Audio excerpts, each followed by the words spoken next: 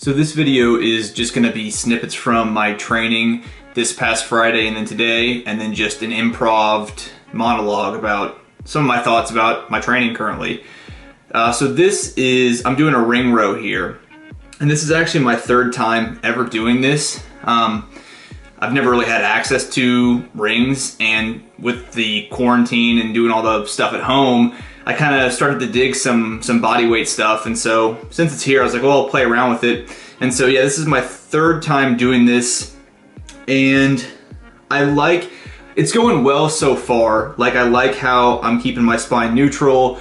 I like my tempo. It's a little on the slower side just because it's a brand new movement and I've never done anything quite like it before.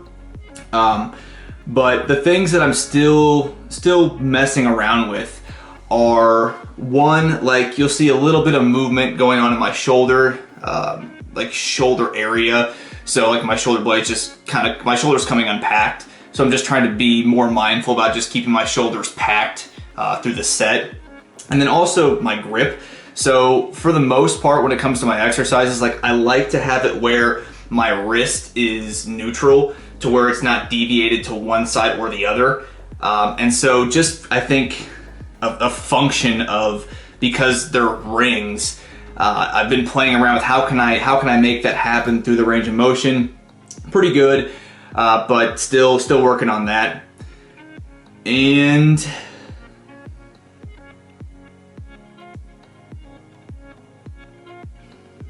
let's see, anything else?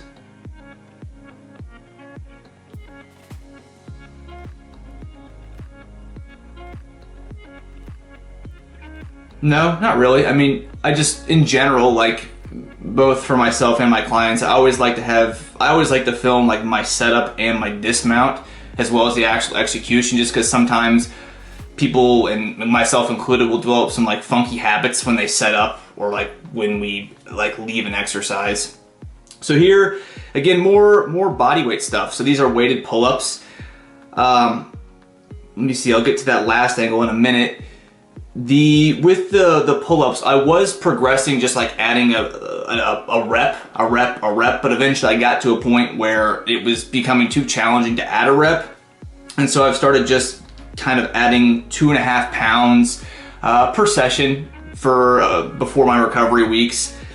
And that's been a way to allow me to keep progressing, to keep adding more weight when I couldn't just keep adding reps.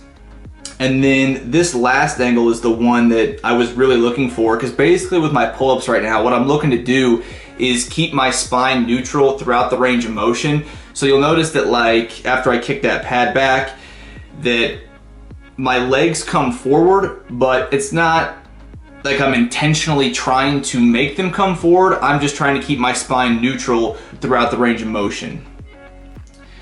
And then this is just one of my isolation exercises from the weeks. These are dumbbell curls. I don't film my isolation stuff as much just because it's not as complicated as, for example, the first two, like that ring row and the pull-up.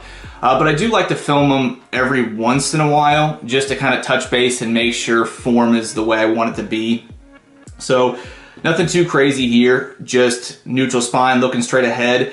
And I guess, like, something that I prefer, heck, even with all my isolation stuff, so like in this video, I'm not looking into a mirror. So I hate looking into mirrors when I train. I find them distracting. It ends up causing me to lose focus, or then you see everything else going on in the mirror. And even if I look straight ahead, it can still make me move my neck into like a slightly off position where it feels weird. Or if I don't have a mirror in front of me at all, then I've just noticed it allows me to feel it a lot more. And it's helped me develop a better awareness of where my body is in space. So yeah, and then I'm just throwing this in at the end. So a goal of mine for a long time has been to be able to do freestanding handstand push-ups. And I'm still a long ways away from that. I've been working on these since March. Right now I'm just trying to master the handstand. And yeah, it's just a fun like side goal to, I don't know, coincide with the rest of my training.